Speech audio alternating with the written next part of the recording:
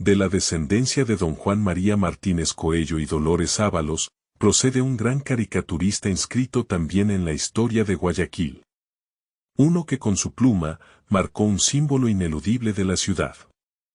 Símbolo que engalana al faro que se yergue en la cima del Cerro Santa Ana, recreación en homenaje de aquel que construyera su bisabuelo, Juan María Martínez Coello, en la isla Santa Clara, el año de 1841, como primer faro del Ecuador. Vamos a hablar de su hija María del Carmen Martínez Ábalos, y su descendencia. María del Carmen contrajo matrimonio con José Hilario Jaime. De ese matrimonio nació el único hijo que ella tuviera. Y este hijo es Alejandro Jaime Martínez. Alejandro casó con doña Beatriz Salinas Tamayo. Procrearon 6 hijos. Alejandro, Gabriel, Tomás, Virgilio, Beatriz y Carmen Jaime Salinas. Y de los 6 hijos de Alejandro Jaime Martínez, uno es el creador de Juan Pueblo, signo referencial del guayaquileñismo. Virgilio Jaime Salinas. Virgilio Jaime Salinas nació en la ciudad de Guayaquil en el año de 1898.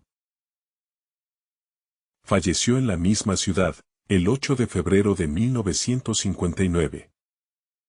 Su padre, Alejandro Jaime Martínez, estudió mediante beca hereditaria en el Colegio Vicente Rocafuerte. Becas que recibieron hijos y nietos de Juan María Martínez Coello, en pago a la deuda económica por la construcción del colegio en 1851. Su padre ejerció como escribano público de la Segunda Escribanía de Guayaquil hasta 1916.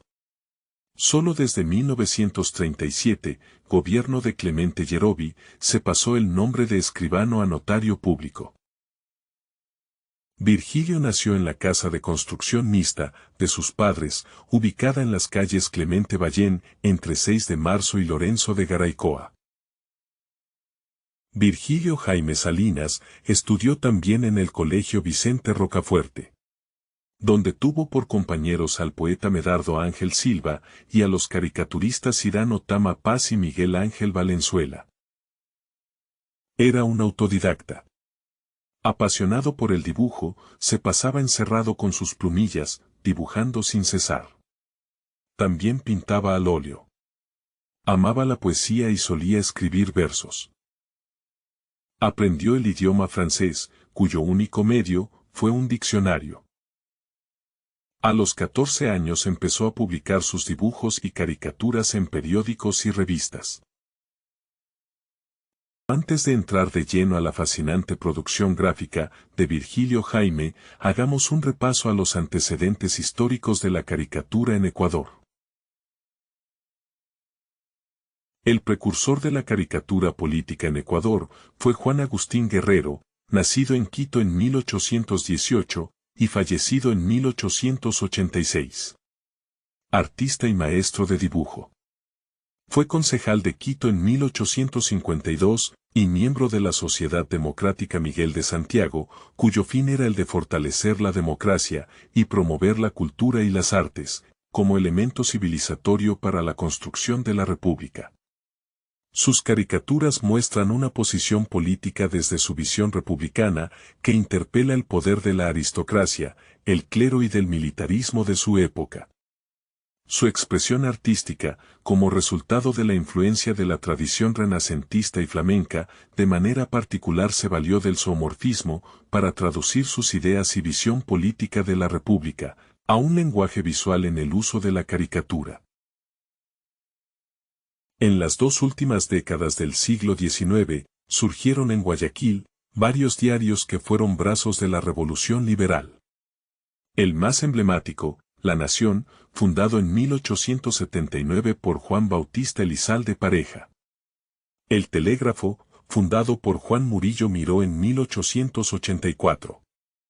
Lo llamó así, en homenaje al servicio telegráfico que se instaló en Ecuador ese mismo año.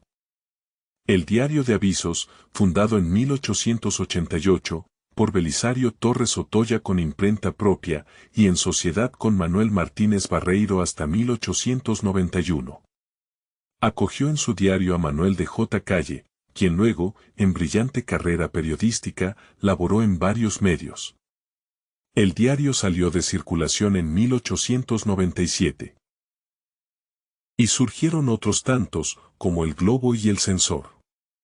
El 22 de enero de 1892 hace su irrupción el diario El Grito del Pueblo, fundado por Federico Reynel Rojas junto a José de la Pierre Cucalón y Luciano Corral. Dando un giro a la prensa ecuatoriana, con su sistema de ilustración artística y método de venta mediante canillitas. Contaba con corresponsales en las principales capitales de América y en las provincias más importantes de Ecuador. Se convirtió en el diario de mayor difusión del país. En 1896, cubrió con detalles el colosal incendio que consumió 1.500 hogares de Guayaquil. Los medios de Quito y Guayaquil pugnaban una guerra ideológica entre conservadurismo y liberalismo. En medio de esta avalancha de diarios, José de la Pierre y Francisco Martínez Aguirre habían publicado el primer número de su revista El Perico, el 7 de noviembre de 1885, en abierta sátira al gobierno de José María Plácido Caamaño, que no pasó de 15 números, pues ambos fueron desterrados. Con un perico de traje de frac y corbatín, nace desde Guayaquil la caricatura política, como síntesis visual y medio de propaganda del liberalismo radical.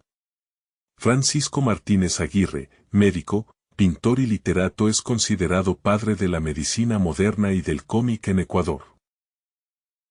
La caricatura también encontró su oponente en Quito, mediante el periodista conservador, Vicente Nieto. Bajo el nombre de Fray Gerundio, publicaba volantes apenas repartidos en las sacristías, satirizando a los integrantes de la Revolución Liberal. Consideremos la siguiente, de 1898. Arriba de izquierda a derecha. Aparicio Rivadeneira. Manuel Antonio Franco. José Peralta. Abelardo Moncayo. Como figura central, Eloy Alfaro. Fernando Gagliardo. Nicanor Arellano. Abajo, el propio Vicente Nieto. Luis Felipe Carbo. Leonidas Plaza Gutiérrez. José María Carbo Aguirre. Manuel Antonio Franco. José de la Pierre. Juan Benigno Vela. Y Rafael Gómez de la Torre. Fue desterrado durante el gobierno de Isidro Ayora. El desarrollo urbanístico de Guayaquil se aceleró a partir del incendio grande de 1896, con lo que la ciudad hacía su ingreso a la modernidad, de la mano de una élite ilustrada. El arte nacional tomó impulso, con el decisivo fomento de los gobiernos liberales. Y en Guayaquil, desde la Escuela de Artes y Oficios de la Sociedad Filantrópica del Guayas, en 1891, hasta 1925, con la creación de la Escuela de Bellas Artes, por el pintor Antonio Bellolio y por Enrico Pacciani, adscrita al edificio del Colegio Nacional Vicente Rocafuerte. Terminando el siglo XIX, aparecieron en Guayaquil las primeras revistas ilustradas. La revista Patria, fundada por Carlos Manuel Noboa Ledesma, y como director Víctor Emilio Estrada, en 1908 contrató al dibujante catalán Francisco Nogué, quien se encargaba de ilustrar las crónicas de Gabriel Pino Roca y de reseñar humorísticamente las noticias locales y nacionales con el uso de secuencias gráficas. La revista Patria era la más leída de su tiempo. Y los trabajos de Francisco Nogué, que se publicaban bajo la sección de página cómica, lo que más atraía a los lectores. En 1911, Nogué pasa a la revista Brochazos, estrenando sus caricaturas a color, haciendo de ella una revista única. En 1910, apareció una nueva revista, que sería después un importante diario de la época. El Guante. Debuta con la revista, a cargo de las caricaturas, Teobaldo Constante García, quien era tan buen pintor como plumillista. Fue padre del pintor Teo Constante. De 1915 a 1917, pasó a la revista Patria, convertido en el indiscutible abanderado de la caricatura política ecuatoriana. En 1918, fundó la revista Momo con su amigo, Cyrano Tama Paz, quien creó dos personajes de historietas llamados Canuto y Mamerto. Para entonces, Tama Paz había realizado también crónicas humorísticas para la revista El Guante, e ilustró el soneto La muerte enmascarada de Medardo Ángel Silva, para el diario El Telégrafo. El Guante, por su notable acogida y difusión, de revista pasó a diario. Publicó un par de sátiras sobre el escándalo producido por la escultura El Fauno y la Bacante, bajo títulos como El triunfo del arte y Pudor. Encargada por el municipio de Quito a Luis Veloz, que residía en Roma, la escultura quedó abandonada en la aduana de Guayaquil. Porque el mismo escultor había confesado a la revista Caricatura de Quito, en 1918, que fue su intención ocasionar espanto a la beatería quiteña. Fue colocada entonces en el parque frente a la iglesia de San Alejo de Guayaquil, en 1919. La protesta de los padres mercedarios no fue escuchada, y en represalia, ordenaron para la iglesia una escultura en madera del Cristo de los Azotes, por un soldado con el rostro de Alfaro. Y en este contexto, surge el nombre de un joven dibujante. Virgilio Jaime Salinas. En 1917 aparece la revista La Ilustración, fundada por los escritores Pablo Aníbal Vela, Manuel de J. Calle, José Gabriel Pino Roca, Alejo Mateus Amador y el doctor Carlos Alberto Arroyo del Río. Revista quincenal de arte y literatura, que contrató a Virgilio Jaime como dibujante. Lo que constituyó su primer trabajo. Con apenas 19 años, se inicia profesionalmente bajo la talla de tales personalidades literarias. En el número 5 de la revista, del 10 de agosto de 1917, aparecen sus primeras ilustraciones, firmadas con sus dos apellidos, Jaime Salinas. Un par de ellas acompañando un relato del escritor cuencano Honorato Vázquez, titulado Nostalgia. En la página 132 del mismo número, un dibujo del capitán de navío, José María Olivera, para reportaje sobre el agasajo a la tripulación del crucero peruano, Comandante Grau, por el presidente Alfredo Vaquerizo Moreno. Y tres hermosas plumillas, que decoran el relato del historiador, José Gabriel Pino Roca, de título, Sangre Española, para la columna, Tradiciones Guayaquileñas. En el número 6, hace una ilustración para Remigio Crespo Toral con título, El poeta ciego, de su columna, Leyendas de Arte. En el número 9, ilustración para la sección, Impresiones. Y en el mismo número, una sección llamada La Semana Cómica, donde Virgilio Jaime estrena sus primeras caricaturas para la revista. Con título de Los Inseparables, publica una secuencia de 6 viñetas. Para el número 10 realizó un par de ilustraciones sobre reportaje del movimiento del monumento a Rocafuerte, titulado Las estatuas de ruedas, firmado por Jack the Ripper, seudónimo con que firmó el escritor y periodista José Antonio Campos Maigón en sus escritos para diversos medios de Guayaquil. Y nuevamente, un segmento de caricaturas titulado Vendedores Conocidos. El vendedor de telas, el de lotería, el vendedor de periódicos y el vendedor de aguacates.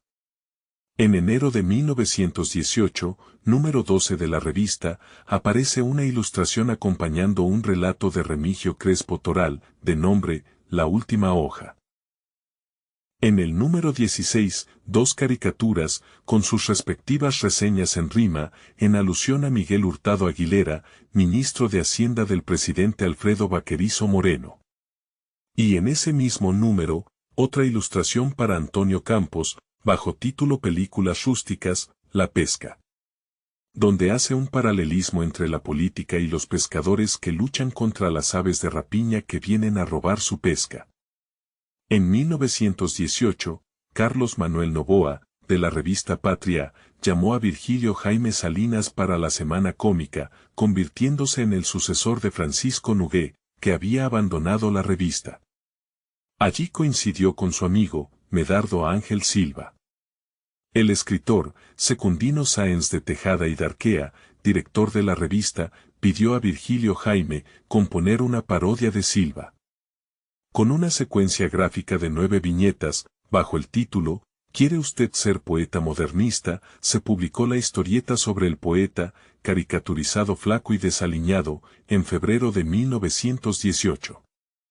Aludiendo a las vicisitudes y carencias propias de los poetas que viven por el arte y para el arte. Colaboraba sin contrato fijo para el diario El Telégrafo, en la columna gráfica Caleidoscopio, donde debuta su personaje de Juan Pueblo, en 1918. Con su muñequito de Juan Pueblo, dio voz a las preocupaciones e impresiones del hombre llano del Guayaquil de comienzos del siglo XX. El periódico, El Guante, había ocupado el vacío dejado por el entonces desaparecido, El Grito del Pueblo, realizando duras críticas a los gobiernos de turno. Virgilio Jaime fue llamado a hacerse cargo de la sección Cosas de la Semana, para reseñar los acontecimientos más importantes. Unido en amistad desde las aulas del Vicente Rocafuerte, en 1920, también colaboró con la revista Momo, de Cyrano Tama y Teobaldo Constante. En ese entonces, vuelve a la revista La Ilustración. En diciembre de 1921, número 24, ilustra un cuento firmado como Juan Barnó, titulado La Loca de la Playa. Y 2 ilustraciones para Drama de Familia, por Jack the Ripper. También 2 ilustraciones para la columna Guayaquileñas, con una narración de Gabriel Pino Roca, titulada Pobre Quintanilla. Y para la misma columna de Pino Roca, en el número 25 de mayo de 1922, 2 ilustraciones para la crónica sobre Atahualpa titulada Un tributo singular. En el mismo número, un par de plumillas acompañando el artículo de Jack the Ripper sobre las peripecias que viven los ciudadanos durante el invierno en la ciudad, que precisamente titula Guayaquil en invierno. Por último, importante destacar que el arte de la página de índice de la revista fue obra de Virgilio Jaime. En 1922 también realizó publicaciones nuevamente para El Telégrafo, en la columna Caleidoscopio. A pesar de su juventud, para entonces, poseía una importante hoja profesional en el periodismo gráfico, ilustrando los ejercicios literarios de los mejores escritores de su época. En 1923, El Telégrafo empieza a hacer uso de oficinas en el nuevo edificio que terminó de construirse en 1924, bajo la dirección de José Santiago Castillo, hijo de don José Abel Castillo, que en 1899 compró el diario a Juan Murillo Miró. Y anunció la contratación oficial de Virgilio Jaime Salinas en la portada de su edición del 11 de noviembre. Mostrando una bonita fotografía de él, rodeado de sus herramientas de trabajo, canutero y tinta china, incluidos. Así entonces, retoma su personaje de Juan Pueblo, con sus nuevas ilustraciones, en la reseña de los acontecimientos sociales y políticos, en su columna, La Semana a Golpes de Crayón. Hace una sátira sobre el estado calamitoso de las calles de Guayaquil de 1924, año que inicia la construcción del Palacio Municipal. Lanza una caricatura en contra del presidente Isidro Ayora Cueva, que clausuró los diarios El Guante de Guayaquil y El Día de Quito. Desde 1931 a 1932, publica su columna Actualidad en Monos, para la revista Semana Gráfica del Telégrafo. La Constitución de 1929 había aprobado el voto facultativo para mujeres.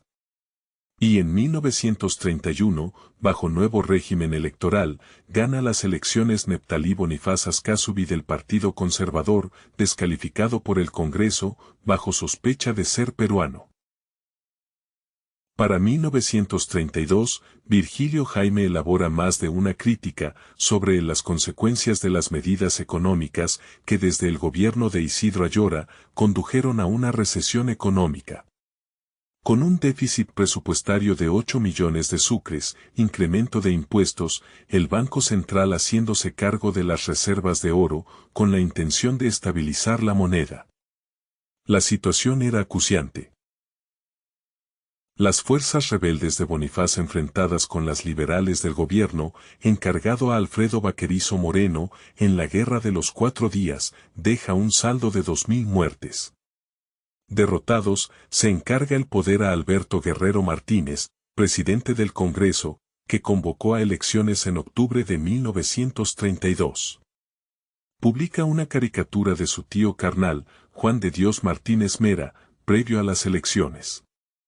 Para fin del año 1932, otra caricatura sobre el reciente electo presidente Martínez Mera. Con un pie de nota que dice, a través de la figura de Juan Pueblo. Se despide a escobazos el año que termina, con la esperanza de que el que viene será mejor. Mientras que la esperanza del nuevo año, besa a Juan de Dios, Juan Pueblo en su original vestimenta, espanta escoba en mano al fantasma de los interinazgos.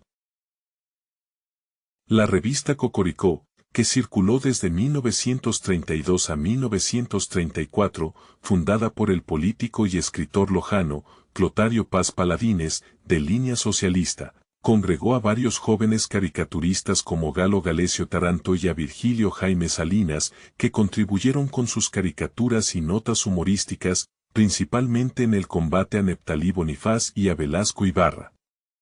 En 1932, Virgilio Jaime ilustró la portada.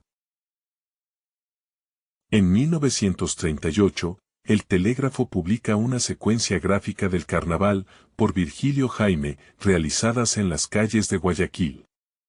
Ese año, fue contratado por la Lotería de la Junta de Beneficencia de Guayaquil. Con sueldo fijo. Y puso oficina en Panamá y Junín, que denominó Publicidad Inca. Pasó también a colaborar con Diario El Universo, donde se reencontró con José Antonio Campos Maigón. En la columna de Campos, Jueves Alegres, Virgilio Jaime embellecía sus artículos con su arte. Ilustraba también las coplas del poeta y periodista Elías Candel Espinosa, que escribía bajo el seudónimo de Adel Celinas. En 1941, ante la guerra con el Perú, se convocó en Guayaquil a formar una Guardia Nacional, se inscribieron 2.000 voluntarios, pero cuando se los llamó a los inscritos el 19 de julio, se presentaron únicamente 95.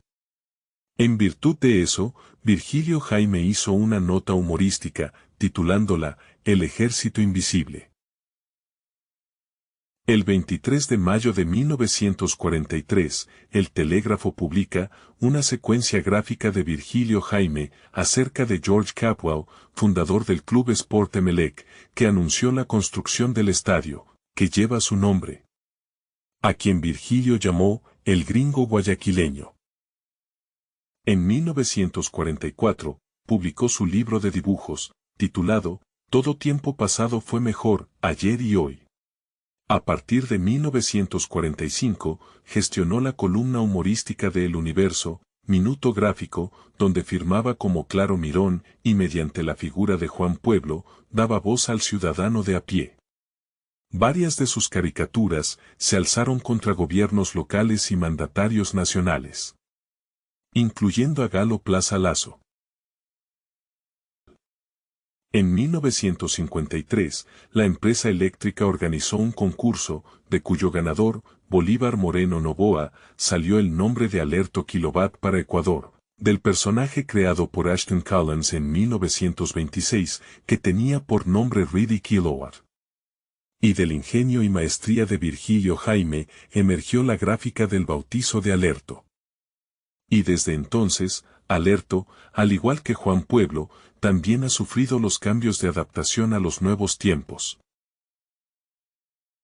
Fue miembro del grupo artístico y literario, Alere Flama, fundado por el escultor italiano, Enrico Pacciani Fornari, de cuyas manos salieron las más bellas esculturas del Cementerio Patrimonial de Guayaquil, y otros monumentos.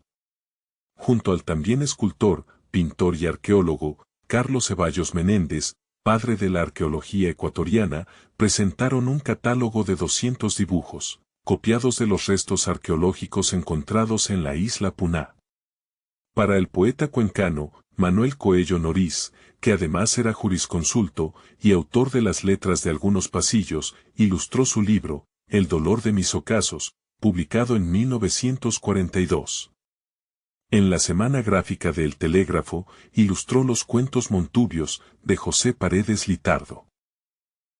Además de los ya mencionados, Virgilio Jaime, a lo largo de su prolífica trayectoria, también colaboró con otros importantes escritores, como Enrique Gil Gilbert, Joaquín Gallegos Lara, José de la Cuadra, Ángel Felicísimo Rojas, Humberto Salvador, Leopoldo Benítez Vinuesa, Aurora Estrada y Ayala, Jorge Pérez Concha, entre otros.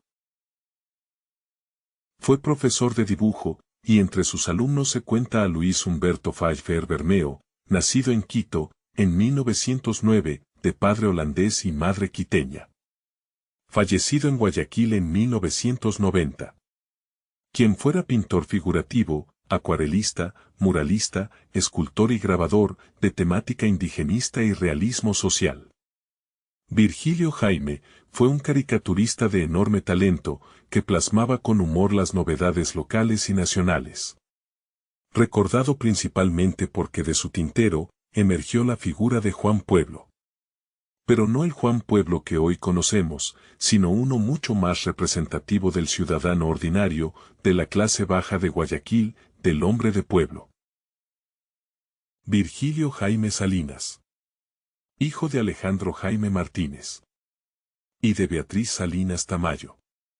Nieto de María del Carmen Martínez Ábalos. Y de José Hilario Jaime. Bisnieto de Juan María Martínez Coello. Y de Dolores Ábalos. Sobrino nieto de Tomás Martínez Ábalos. Y sobrino de Juan de Dios Martínez Mera. Tuvo un primer matrimonio con Mercedes Ruiz de Vanegas. En 1931, en segundas nupcias con María Rollero Espinosa, procreó 3 hijos. María Beatriz, Virgilio y Mercedes Jaime Rollero. Era un día de carnaval, el 8 de febrero de 1959, cuando la muerte le sobrevino repentinamente por causa de un infarto. Su esposa y sus hijos emigraron después a Estados Unidos. Su madre, doña Beatriz Salinas Tamayo, celebró en 1965 sus 100 años, rodeada de sus descendientes. Y Juan Pueblo celebró en 2018, un centenio desde su nacimiento, fruto de la genialidad y el tintero de Virgilio Jaime Salinas. 2 íconos de la ciudad, representados en 2 monumentos, coronan la cima del Cerro Santa Ana. Uno, en homenaje a la construcción del primer faro del Ecuador, por Juan María Martínez Coello. Y justo por delante, a la sombra del recuerdo del faro del bisabuelo, se cobija el fruto artístico e intelectual del bisnieto, Virgilio Jaime Salinas. Juan Pueblo. Transformado en el tiempo por otros artistas gráficos. 2 monumentos en recuerdo de una estirpe de guayaquileños, inscritos en la historia de la ciudad, cuyas obras prevalecerán a través de los siglos.